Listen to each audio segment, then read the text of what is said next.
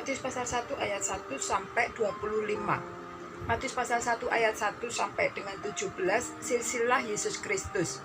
Inilah silsilah Yesus Kristus, anak Daud, anak Abraham. Abraham memperanakkan Ishak, Ishak memperanakkan Yakub, Yakub memperanakkan Yehuda dan saudara-saudaranya. Yehuda memperanakkan Peres dan Serah dan Tamar. Peres memperanakkan Hesron, Hesron memperanakkan Ram. Ram memperanakkan Aminadab, Aminadab memperanakkan Nahason, Nahason memperanakkan Salmon. Salmon memperanakkan Boas dan Rahab. Boas memperanakkan Obed dari Rut. Obed memperanakkan Isai. Isai memperanakkan Raja Daud. Daud memperanakkan Salomo dari istri Uria. Salomo memperanakkan Rehabiam. Rehabiam memperanakkan Abia. Abia memperanakkan Asa. Asa memperanakkan Yosafat. Yosafat memperanakkan Yoram. Yoram memperanakkan Usia. Usia memperanakkan Yotam. Yotam memperanakkan Ahaz. Ahaz memperanakkan Hizkia. Hizkia memperanakkan Manase. Manase memperanakkan Amon. Amon memperanakkan Yosia.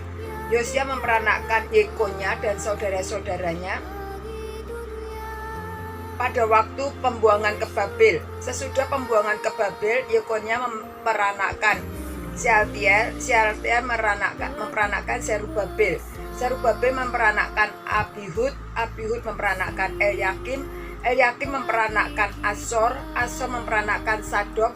Sadok memperanakkan Akim. Akim memperanakkan Eliud. Eliud memperanakkan Eleazar. Eleazar memperanakkan Matan. Matan memperanakkan Yakub. Yakub memperanakkan Yusuf suami Maria yang melahirkan Yesus yang disebut Kristus. Jadi seluruhnya ada 14 keturunan dari Abraham sampai Daud, 14 keturunan dari Daud sampai pembuangan ke Babel, dan 14 keturunan dari pembuangan ke Babel sampai Kristus. Matius pasal 1 ayat 18 sampai 25, kelahiran Yesus Kristus.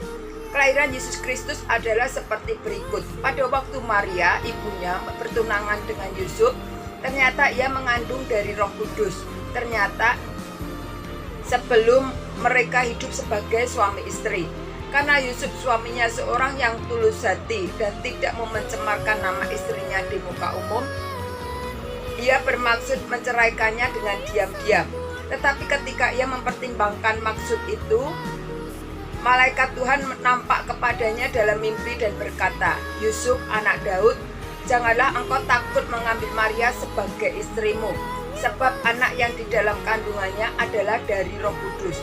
Dia akan melahirkan anak laki-laki dan engkau akan menamakan dia Yesus, karena dialah yang akan menyelamatkan umatnya dari mereka." Hal itu terjadi supaya genaplah yang difirmankan Tuhan oleh Nabi. Sesungguhnya anak darah itu akan mengandung dan melahirkan seorang anak laki-laki, dan mereka akan menamakan dia Immanuel, yang berarti Allah menyertai kita. Sesudah bangun dari tidurnya, Yusuf berbuat seperti yang diperintahkan malaikat Tuhan itu kepadanya.